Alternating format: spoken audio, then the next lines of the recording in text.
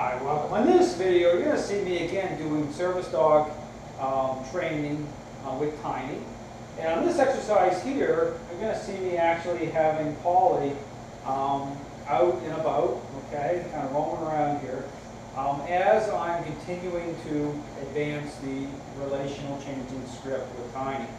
Now here in this context, Polly's going to be off leash, okay? She's going to be kind of moving around a little bit. I'm going to be, using commands to kind of get her closer and stuff at times. And as I have Tiny again on the leash, I'm still going to continue to use the pressure collar, okay, so I have a little bit more leverage, because this is going to be really kind of more close in, okay, type of socialization. So this is meant to, again, make it so that Tiny is not investing in, okay, investing in terms of focus shifting towards other dogs that way. So I want to really make sure that regardless of how close another dog is, I want Tiny to stay focused on her own. Okay, so here in this context, I'm going to be, at times, going to be sitting down.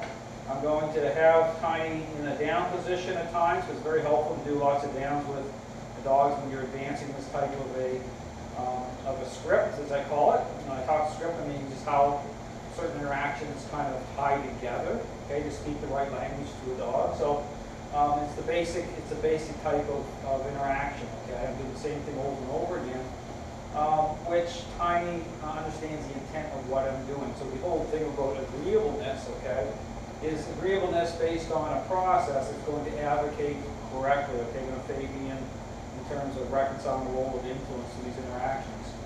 So we're going to have Tiny out here. I'm going to be just working this for a few minutes, so you have a basic idea. But when you do this type of exercise, understand you want to do it the way I first did it, with just having Polly in the crate and just working around the crate at first. And I'm making sure that Tiny's reaction, she's really getting more relaxed, okay? She isn't going to be overly investing. Because here's the thing, if you do it and you notice that the dog is really investing, and you can tell the dog's really tense, you want to just spend your time doing this type of exercise for a period of time, might be 2 or 3 days, until the dog really begins to relax, okay? Not investing at that level. Once you have a really good state of relaxation, where the dog's almost like, you know what, I just don't even really care, Dale's in control, then you can start to work it in closer, because here's the problem.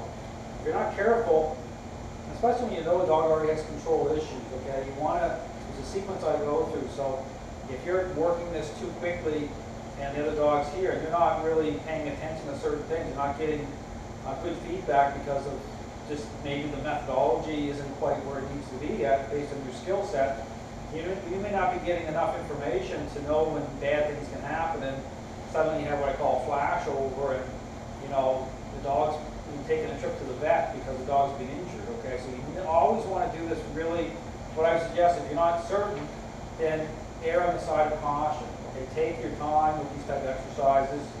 Wear a muzzle for a dog if you're not sure, because again, you always want to be sure that things are coming together the right way. The dog is really releasing control. So the integrity of the method is very, very important, okay? Because it gives you feedback, gives you information based on how the dog is responding to the way that I'm showing the method, okay? So I'm able to see the reactions of the dog through their level of agreeableness and acceptance. And that will tell me where I'm standing in the relationship, how much control the dog is holding, not just within the moment itself, but overall. So doing this in a very specific way, there's lots of stuff going on that I'm looking at and that I'm in tune to, that comes through experience. So just understand there's quite a bit of depth to this type of system.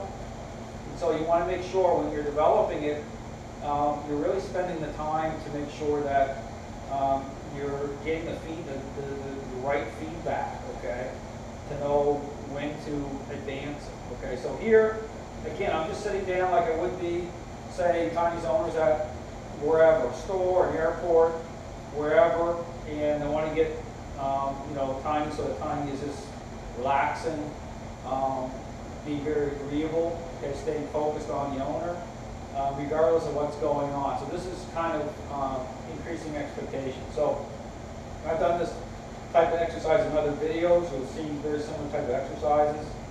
And so again, let me bring Tiny out, and then I'm going to be letting Polly out as well, and then I'm going to work the exercise. So.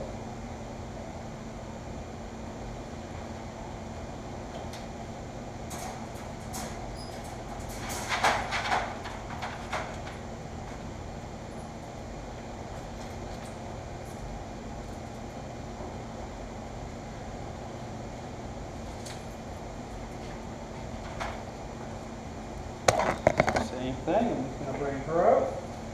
Want to make sure you adjust the pressure collar first and make sure that it's up higher on the neck so you get good leverage. Same thing as before. When you start to do this exercise again, it's kind of a repeat of the last exercise, but I'm taking, again, I'm not immediately letting her out. Okay, I'm just taking my time, kind of creating a little bit of foundation. Okay, you want to kind of revisit the basic part of this, and then to establish some control, make sure that I'm having a really good state of mind. Turn this just slightly. And then begin to advance it.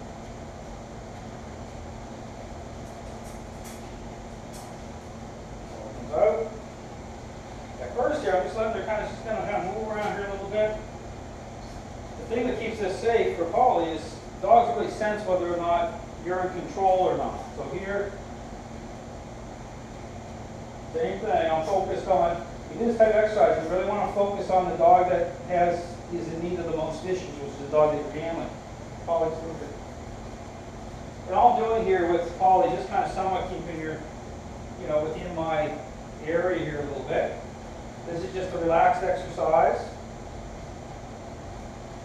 I'm just walking around here a little bit, just as Polly's moving around. Because here's the thing, this is why movement will sometimes trigger dogs that have control issues. Dog starts moving around, okay, it just creates a little bit more higher expectation. I'm going right by Polly there. Now here you saw Tiny wanting to sniff Polly. I didn't allow it that time, okay? I just, again, because I understand here in terms of control, I wanted to make sure the first part of this exercise is that I'm totally faded in. I'm just redirecting her towards me. Now, how I'm nudging her, I'm not doing it in such a way that I'm communicating. It doesn't mean that it's an absolute. Okay, I'm not saying that because of how I'm nudging with influence, how I'm redirecting your state of mind. I'm doing it in such a way that I'm not saying that you absolutely cannot ever be Paul. Okay, what I'm saying defines conditional state. Saying no, it's going to come through me. Okay, that's the difference.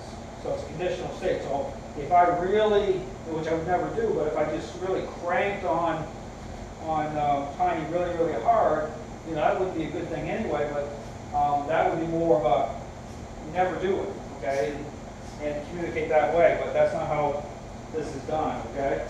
So it's just about how the type of language you're speaking. Here's the same thing, type of language you're speaking to, okay, through these interactions. Polly, go back in and kind of hang out a little bit. Polly, come on. Polly, come on. Come on. Encourage her to come around a little bit. Hang out. Be close. Polly, come here. I'll encourage her to come up. Actually, we'll pet on her, okay? Oh, you see, and the whole thing here, when I talk about petting and stuff, right? Understand it's about relationship. So most of the dogs I work with have control issues, so of course I'm not going to be petting all over because it's about what the focus is on, okay? It's about fading in. So people that want to pet their dogs and all this within the middle of the process, it's not a good idea. But once you've established the relationship the right way, okay, then the issue about petting changes, okay? It's about understanding about relationship. Just like a selfish child. If you don't get the relationship fixed first, going to the amusement park with your selfish child isn't going to be a very fun experience, okay? You want to get the relationship fixed first, then you can go. Same as in terms of, advancing in terms of petting on a dog. There's a time and place, okay? So what people see generally in my videos is you're never going to see me petting on dogs because of the type of process I'm engaged in, okay? That comes later. Just like in service dog training, I'm going to use a motivator for Tiny after I get the relationship cleaned up, okay, and I'm in focus really at a really good level. Then, okay, so-called positive stuff can start in terms of using a motivator. It takes on different contexts. So it's really understanding the depth of what's happening. There's a reason why you do things a certain way, to make sure that the dog's going to release control. Okay, this is all about the depth of what's going on in terms of relationship. Before here again. Oh, come on. Here. Now tap. So even if I touch Polly, give her a little bit of a pet, right? That's where dogs can get very possessive, right? Dogs get jealous and stuff. You're doing this type of thing with contact with one dog, you want to tap the other one a little bit to make sure that they're not overly invested in acting up, thinking bad thoughts. So here, take it, you tap a little bit, just communicate to Tiny, say, hey, no, I'm in control here. You're to not think bad thoughts, okay? Here's a good picture of, I'm the pivot point, okay? I'm the center of the relationship for both dogs, so that's very important. So if you want to walk both dogs on leashes at the same time, totally doable. It's just about making sure you're faded in with both dogs, okay? But even if you're petting on one dog and another dog becomes jealous because they're holding a lot of control, number one, you probably shouldn't be doing this like this anyway to start with. You should do the other exercise. But whenever you feel like the dog is getting a little bit jealous, tap that leash a little bit, multitask, okay? Because then when I'm communicating to Tiny is don't even think it. Okay, don't even think it. Don't go there, right? Same thing.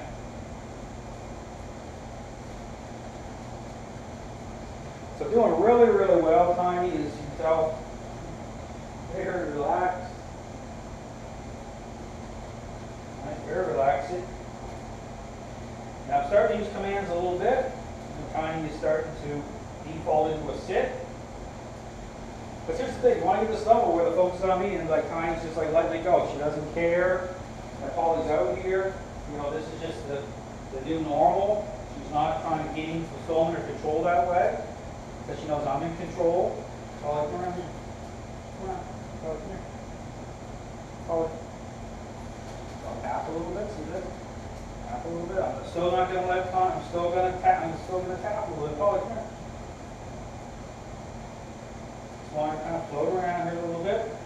Whenever you do this type of exercise, you don't want to set up things for failure, okay? This isn't about teasing a dog, okay? You don't want to do things that are going to escalate needlessly. You just want to do things that will be kind of a normal type of interaction, okay? How kind of things would play out in the real world. You want to kind of mimic that, okay?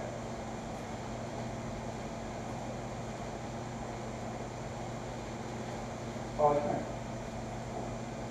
So anyway, this gives you a really good picture of, of using another dog for socialization, how to kind of advance the method, okay, with the first dog in the crate, Polly's in the crate, now Polly's on the outside, kind of moving around, but I'm still, the integrity of the method, I'm still very focused on making sure I'm faded in at all times, okay, so this is about advancing it to a level where, okay, no matter what's happening without another dog being around, Tiny's totally focused on me, okay, not on whatever else is happening. So this is just a great little socialization exercise. So if you want to build a bridge, and this is what really socialization looks like with other dogs, it's about building the bridge the right way, okay, through these interactions. So it's interaction based, influence is part of the equation, and the agreeableness part, okay, it's context, okay, it's making sure, just like being a parent interacting with a child in very specific ways, this is no different, okay, it's very intentional to make sure the agreeableness is done the right way. I could let her off the leash, Tiny off the leash, and let them interact, and you look at that and say, oh, look, they're playing, they're getting along. Wrong move, okay? Especially once you know a dog has control issues, because you may not see a dog fight, but you're never going to fix the relationship that way. Dog will gain fulfillment, okay, that way, just how that develops. So you want to make sure if you want to fade in as a human, you have to be very intentional with how you bring it together through these interactions, very specific. They align a certain way, okay, and they're meant to build bridges in a very intentional way between the human dog and from human to dog and dog to dog, but through the human. Okay, thanks for watching.